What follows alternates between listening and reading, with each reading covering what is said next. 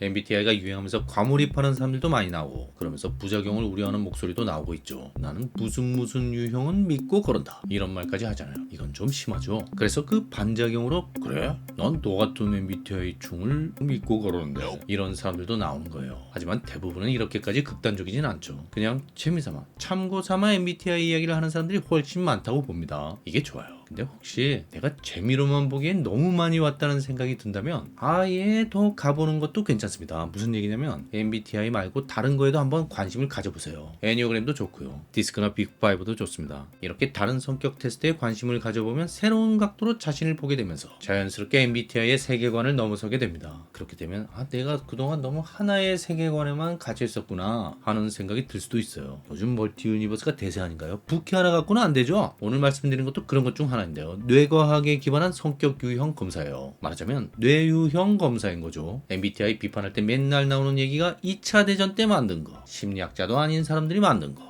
이거잖아요. 근데 이 검사는 최신 뇌과학 정보로 만든 거고요. 그리고 심리학자는 아니지만 정신과 의사가 만든 거예요. 다니엘 에이맨이라는 사람인데 특이한 점이 뇌 스캔 영상 분야의 세계적인 권위자라는 겁니다. 뇌의 혈류량을 3차원 영상으로 구현한 건데요. 이런 걸 무려 22만 5천 장 이상 분석했다고 해요. 근데 이 양반이 그걸 연구하다 보니까 사람의 성격에 따라 영상의 모양이 다르게 나오더라는 겁니다. 참 신기하고 놀라운 세상이죠. 하긴 뭐 지금이 2023년이니까 이런 게 나올 때도 됐죠. 몇 년 지나면 일론 머스크의 화성 이주 프로젝트가 시작된다는데 뇌 사진으로 성격 판별하는 게 뭐 대수겠어요. 자, 그럼 나의 뇌 유형을 알기 위해서는 뇌 사진을 찍어봐야 하느냐? 제일 정확한 건 그거겠죠. 근데 에이맨 박사는 그럴 필요까지는 없다고 합니다. 간단한 설문에 답변만 하면 기본적인 건 알 수 있다고 해요. 댓글과 영상 설명란에 주소를 링크해 놨으니까요. 자신의 유형이 뭔지 한번 확인해 보세요. 문항이 많지 않아서 몇 분이면 됩니다. 저도 해봤는데 유형 1이 나왔습니다. 이 영상은 에이맨 박사의 신간 마음이 아니라 뇌가 불안한 겁니다. 를 참고해서 만들었고요. MBTI에 익숙한 분들이 이해하기 쉽게 개인적인 의견을 포함해서 설명한다는 점 미리 말씀드립니다.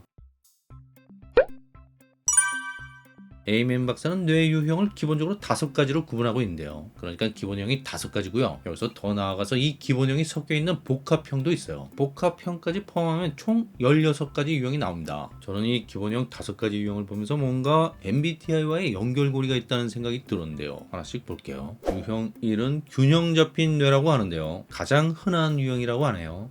균형 잡힌 뇌라고 하니까 뭔가 좋은 것 같긴 한데 흔하다고 하니까 별로 안 좋아하는 분도 있을 것 같아요. 개성이 그렇게 강한 유형으로 보이지는 않습니다. 그렇죠. 그래서 아마도 일단 이 유형의 뇌를 기준으로 다른 유형의 뇌를 비교하는 방식으로 유형을 분류한 것 같아요. 자, 그럼 다음 유형을 보겠습니다. 유형 2는 즉흥적인 뇌입니다. MBTI로 보면 P겠죠. P가 확실히 J에 비해 즉흥적이잖아요. J가 강한 사람은 배가 좀 고프다고 그냥 가까이 있는 음식점에 바로 들어가지 않죠. 근데 P는 별 생각 없이 그렇게 하곤 해요. 이런 사람들의 뇌 영상을 보면 뇌의 앞부분이 좀 꺼져 있죠. 혈류량이 낮다는 얘기입니다. 이 부분을 앞이마 거칠이라고 하는데 이전 용어는 전전두엽입니다. 뇌과학에 관심 있는 분들은 들어보셨을 거예요. 이 부분은 한마디로 뇌의 CEO라고 합니다. 감독하고 결정하고 지시하는 일을 하는 거죠. 이 부분의 활성화 정도가 낮다는 거예요. 사장님이 자리에 없거나 일을 안 하는 상태라는 얘기잖아요. 그럼 직원들이 통제가 안 되겠네요. 그렇죠. 그래서 즉흥적인, 충동적인 행동을 하게 된다는 겁니다. 하지만 직원들이 자유롭고 신나게 일할 수도 있는 거잖아요. 그래서 이 사람들은 창의성이나 호기심이 높은 편이에요. 관심사가 넓고 틀에 벗어난 사고를 합니다. 그런 장점이 있죠. 앞 이마 거칠은 20대 중반이 되어서야 발달이 마무리되는 영역이라고 해요. 10대 청소년들이 성인에 비해 이런 성향이 더 크다는 얘기죠. MBTI에서 나이와 관련이 있는 지표가 JP 지표라고 했는데요. 나이가 들수록 P 비율이 줄어든다고 했죠. 아마도 그 이유가 이런 것과도 관련이 있는 것으로 보입니다. 그리고 유형 3은 집요한 뇌예요. 여기서 집요한 뇌라고 이름을 붙였는데 규칙을 선호하고 융통성이 없는 약간은 강박적인 면이 있는 사람들의 뇌에서 나타나는 패턴이라고 해요. 뇌 스캔 영상을 보면 앞뒤랑이라는 부분이 과하게 활성화된다고 합니다. 이 부분이 적당히 활성화되어 있으면 하나의 관심에서 다른 관심으로 쉽게 넘어갈 수 있는데 과하게 활성화되면 그게 잘 안 된다고 해요. 쉽게 말해서 뭔가에 집착을 하는 거죠. 사고나 행동이 유연하지 않고 경직되는 겁니다. 그래서 논쟁적이고 비협조적인 태도가 나온다고 해요. 장점은 의지 그리고 책임감이 강하다는 겁니다. 자, 이 유형은 MBTI의 어떤 유형과 비슷할까요? 처음엔 제 유형이 아닐까 했는데요. T 유형일 가능성도 있다고 봅니다. 의심이 많고 어떤 특정한 생각에 사로잡히는 경향이 있고 무엇보다 본인 생각대로 하려는 성향이 지나치게 강하다는 면에서 그렇게 보입니다. 보스 기질이 강한 사람 중에 집요한 뇌가 많다고 해요. 이전에도 그런 얘기 한 적 있죠. 인정사정 없기로 악명 높은 CEO 중에 T가 많거든요. 이런 사람들 머릿속을 찍어보면 유형 3의 패턴이 나오지 않을까 합니다. 자, 지금까지 균형적인, 즉흥적인, 그리고 집요한 이렇게 세 가지 뇌 유형이 나왔죠. 이걸 보고 저는 이전에 봤던 뇌 욕망의 비밀을 풀다 라는 제목의 책이 생각나는데요. 뇌과학 좋아하시면 한 번쯤 들어보셨을 스테디셀러죠. 여기서 인간의 뇌는 무의식적으로 작용하는 세 가지 시스템에 의해 움직인다고 나와 있어요. 바로 균형 시스템, 자극 시스템, 지배 시스템이라는 겁니다. 뭔가 연결이 되는 것 같죠? 재밌네요.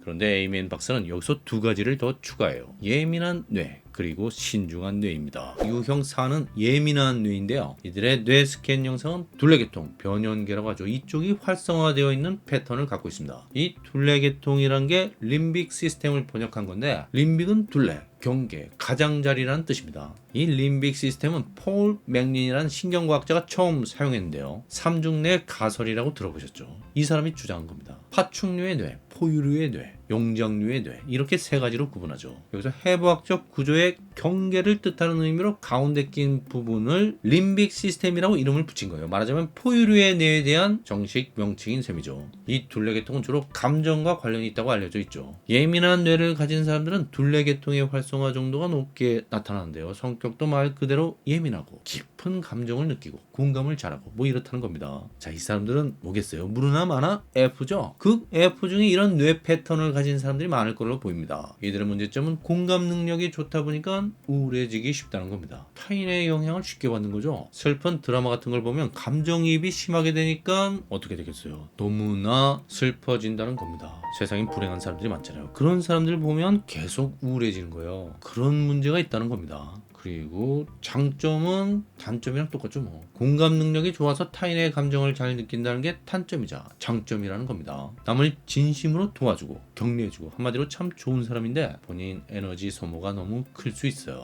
그리고 마지막으로 유형 5 신중한 뇌입니다. 이들의 뇌 스캔 영상에는 두려움이나 불안과 관련된 부위가 활성화되는 게 보이는데요. 편도체라고 아시죠? 아미그달라. 아몬드처럼 생겼다고 이름을 그렇게 붙였다고 합니다. 편도가 아몬드예요. 이 편도체가 공포 반응과 관련이 있다는 걸 들어보신 적이 있을 텐데요. 주위의 편도체를 제거하면 고양이를 두려워하지 않는다고 합니다. 이 편도체와 바로 연결되어 있는 게 바닥핵, 기저핵이라고도 하죠. 이런 게 다 불안 중추예요. 이 영역이 지나치게 활성화되면 신경과민이나 불안, 갈등이나 위험을 회피하는 성향이 나타납니다. 자, 신중한 뇌는 MBTI의 어떤 지표와 연결될까요? 만약 MBTI가 아니라 애니어그램이라면 사고형일 가능성이 커요. 애니어그램에서는 사고가 두려움과 관련이 있다고 보거든요. 하지만 MBTI에서 말하는 사고는 애니어그램에서 말하는 사고와는 다르죠. MBTI의 사고에는 그런 두려움의 개념이 없어요. 그저 맞다 틀리다를 판단하는 기능일 뿐입니다. 오히려 극티들 중에 겁이 없는 사람들이 많죠. 감정을 배제하기 때문에.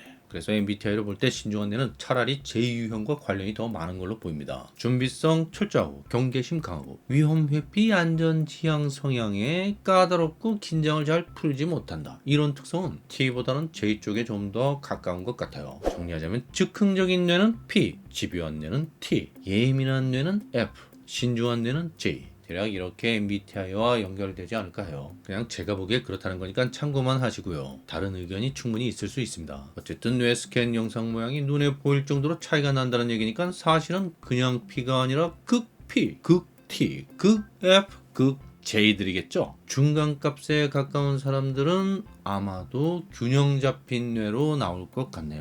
자, 어쨌든 이렇게 5가지 기본형이 나오고요. 이것들이 조합되면서 복합형이 나오는 거예요. 일단 유형 1 균형 잡힌 뇌는 기준이라서 제외하고 나머지 4가지 유형 즉흥, 집요, 예민, 신중이 조합되는 겁니다. 이 중에 2가지만 조합될 수도 있고요. 3가지가 조합될 수도 있고 4가지 모두 조합될 수 있습니다. 이렇게 나오는 복합형이 11개 유형입니다. 그래서 전체 유형은 기본형 5가지, 복합형 11가지, 전체 16가지 유형이 나오는 거예요. 자, 여기서 유형 6 즉흥 집요형을 볼게요. TP 유형이죠. 그리고 유형 11 집요 신중형은요 TJ 유형이고요. 그리고 유형 14 즉흥 예민형은 FP 유형, 유형 16 예민 신중형은 FJ 유형이다. 대략 이런 식으로 MBTI와 매칭시킬 수 있을 것으로 보입니다. 여기서 예컨대 유형 6 즉흥 집요형을 보면 TP 유형들이죠. ISTP, INTP, ENTP, ESTP 이 네 가지 유형입니다. 확실히 이 사람들은 즉흥적, 충동적으로 일을 벌이곤 하지만 막상 일이 시작되면 꽤나 집요하게 파고드는 면이 있어요. 순간 집중력이 강한 사람들입니다. 승부욕도 강한 편이고요. 승부욕이 없으면 호기심이 강하든가 어쨌든 끝까지 가죠. 집요할 정도로 몰입하면서 최대한 효율적으로, 다시 말해서 투하된 노력 대비 최대의 보상을 노리는 방식으로 행동하는 경향이 있죠. 그럴듯합니다. 자, 실제로 그런지는 한번 재미삼아 해보시고요. 결과를 댓글로 공유해보면 더 재밌을 것 같습니다. 여기까지고요. 구독과 좋아요 부탁드리고요. 의견이나 질문을 댓글로 남겨주세요. 감사합니다.